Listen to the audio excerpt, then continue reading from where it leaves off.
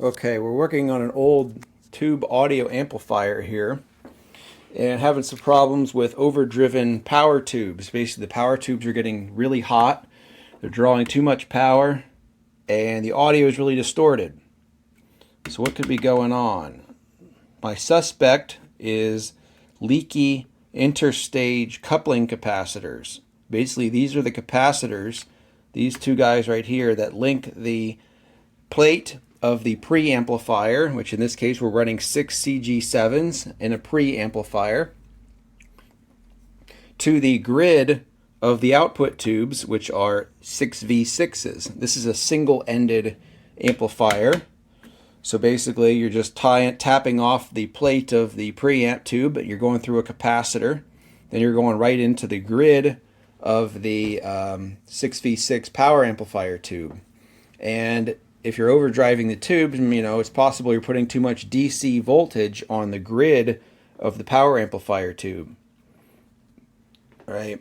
So that's kind of why I'm thinking this is going on. So basically on one side of this capacitor you have the same voltage as you have on your plate of your preamp, which is like 250 volts or something like that in this particular amplifier. At least I think that's what it is. Just say that's what it is. And if you've got leakage through the capacitor, some or all of that 250 volts of DC could end up on the grid of the power tube, cause you problems.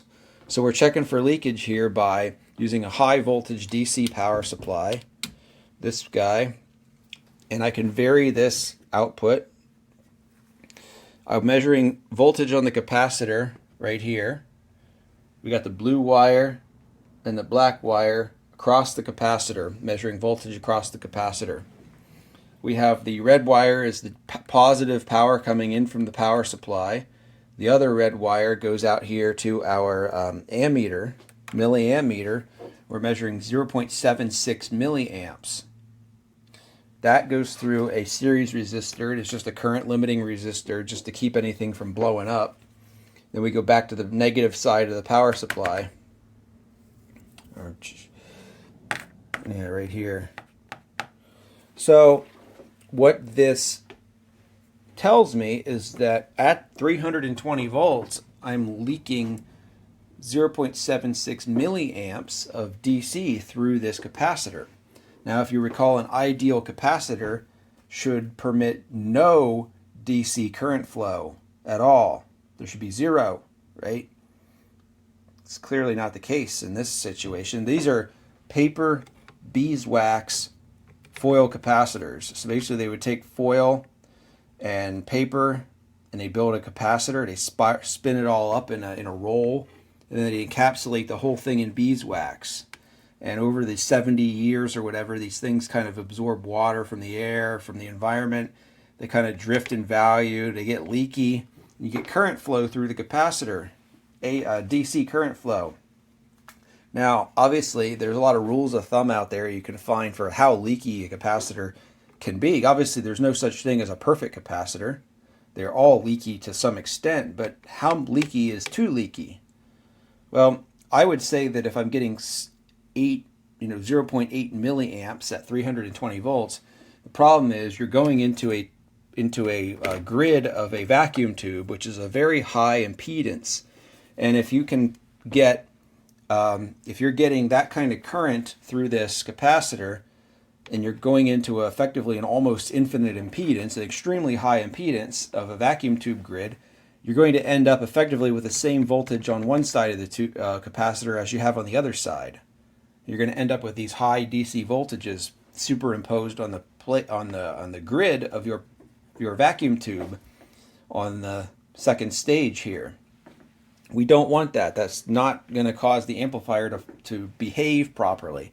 So let's just compare this with a modern, a lot of people with an amplifier like this, they'll just go and replace all these paper capacitors, which, that's an approach you can take. But of course, you've got to make sure that there's not something else going on as well.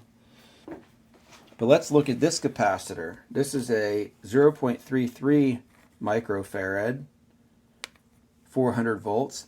The one that's in there is a 0.27 microfarad, 400 volts. So I'm going to pause this, and we'll change this circuitry over to test this capacitor, which is presumably good. It's a new capacitor, almost new capacitor. And we'll see what kind of leakage. So right now, just remember, we've got 319 volts and we've got 0.85 milliamps. Now let's check this guy right here. Okay, so we've swapped the new capacitor in. Here it is. The voltage is the same, but now we only have 0.032 milliamps, or 32 microamps, whereas before we had 0.85. So clearly this capacitor has about 30 times less leakage than this capacitor. So I would say this capacitor is ripe for replacement. And hopefully replacing this will keep these DC voltages off of the tube grid by drastically lower leakage. So that's pretty much the story here. Anytime you see capacitors like this and you have a malfunctioning circuit, I would definitely be looking into testing them and or likely replacing them. So that's it. Checking your leakage of your capacitors.